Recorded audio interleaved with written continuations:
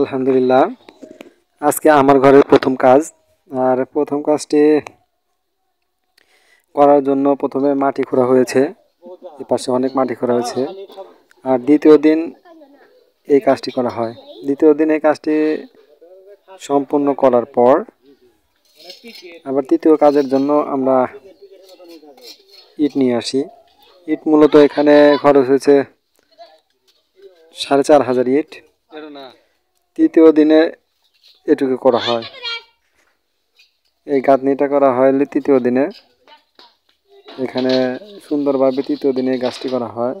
চতুর্থ দিনে এসে আমি আবার কিছু ইট না যাই পরে, অর্থাৎ 1500 ইট পরে আবার দিয়ে যায়। আর এই 1500 ইট আমি নিয়ে আসি। মূলত এখানে হচ্ছে মিস্ত্রিরা সুন্দরভাবে কাজ করছেন। আর এই কাজগুলো আমি তদারকি করেছি, মাঝে মাঝে আমি দেখেছি। আর আমি সবসময় ছিলাম, কারণ 10 থেকে 12 দিন নিরলস পরিশ্রম করেছি আমি রাজমিস্ত্রিদের সাথে থেকে। কারণ রাজমিস্ত্রিদের সাথে না থাকলে ওরা তেমন ভালোভাবে কাজ করতে চায় না, যার কারণে অনেক কয়ে বলে আমার কাজটা করে নিতে হচ্ছে। আর এটা হচ্ছে আমার কাজের চতুর্থ দিন। চতুর্থ দিনেও গাঁথনি শেষ হয় নাই। এটা হচ্ছে আমার এল সাইজের ঘর, এক পাশে 23 হাত আর এক পাশে 23 হাত। মূলত ঘরের ভিতর দিয়েই ডোয়া এবং অল করা হয়েছে আর অল করা হচ্ছে। এখানে আর একটা মিস্ত্রি এ পাশে কাজ করছে, আর একটা মিস্ত্রি আমার ওই পাশে কাজ করছে। মূলত আমার এই কাজগুলো করতে অনেকটি মিস্ত্রি এবং অনেক হেল্পার গেছে, কারণ ঘরটা ছোট না। এ পাশে যে দেখতে পাচ্ছেন, এ পাশে আছে 23 হাত আর এই পাশে 23 হাত। মোট ঘরটা হয়েছে হলে 46 হাত। 46 হাতে এর ঘরটা তৈরি করতে প্রায় অনেক টাকাই খরচ হবে। আর আমি আপনাদেরকে ঘুরে ঘুরে আমার স্বপ্নের বাড়িটা দেখাতে যাচ্ছি। মূলত আমি কিন্তু ফেসবুক কিংবা ইউটিউবে টাকা দিয়ে আমি ঘরটা করছি না। এই ঘরটা করা হচ্ছে মূলত বাবা মায়ের গোছানো টাকা দিয়েই। আবার আপনারা মনে করতে পারেন যে হয়তো বলুন ভাই ফেসবুক বা ইউটিউবের টাকা দিয়ে নাকি ঘরটা করতেছে কিনা। আসলে না, এই ঘরটা মূলত করা হচ্ছে আমার বাবার গোছানো টাকা। আর এটা ঘরের ভিতর দিয়ে এই ওয়ালটা গেছে। আমি ঘরটা না ভেঙেই এই ভিতর দিয়ে এপাশে টিন কেটে দিয়েছি। আর একে টিন কেটে দেওয়ার পরই তারা এর ভিতর দিয়ে ওয়াল করছে। আর এপাশে মিস্ত্রিকে মশলা বানিয়ে দিচ্ছেন এক হেল্পার। আমি এখানে ভিডিও করেছিলাম তখন। আর এখন আমি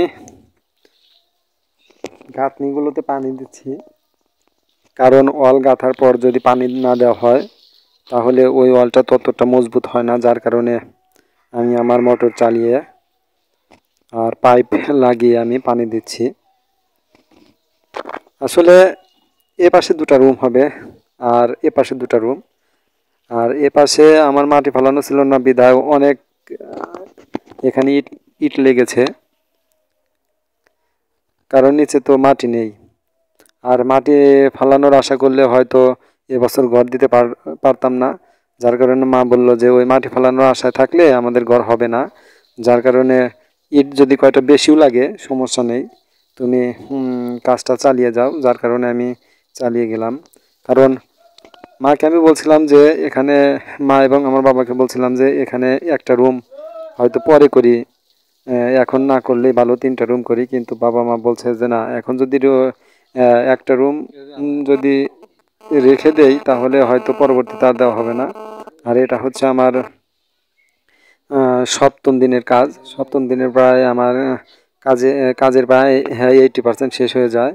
আর এখানে কিছু নকশা কাটা হচ্ছে।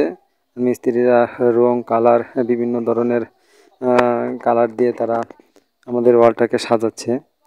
আর উপর দিয়ে কিছু অ্যাঙ্গেল লাগানো বাদ ছিল, সে কাজগুলো তারা করছে। এটা হচ্ছে মূলত 7ম বা 8ম দিনের কাজ। আর 9ম দিনেও আবার এখানে আরও কাজ হয়। আর এটা হচ্ছে ফিনিশিং লাইনের কাজ, অর্থাৎ প্রায় 90% কাজ শেষ হয়ে যায়। আর 10% কাজ আছে, ওগুলো আবার ঘর দেওয়ার সময় যখন টিন লাগানো হবে তখন নাকি এটা করা হবে, কারণ ভিতর দিয়ে আপনার পার্টিশন আছে, ওই পার্টিশনটা হচ্ছে পরে দিবে, কারণ এখন তো ঘরের ভিতরে প্রচুর পরিমাণে মাটি ফেলানো হবে, যার কারণে পার্টিশনটা এখনও দেওয়া হয়নি।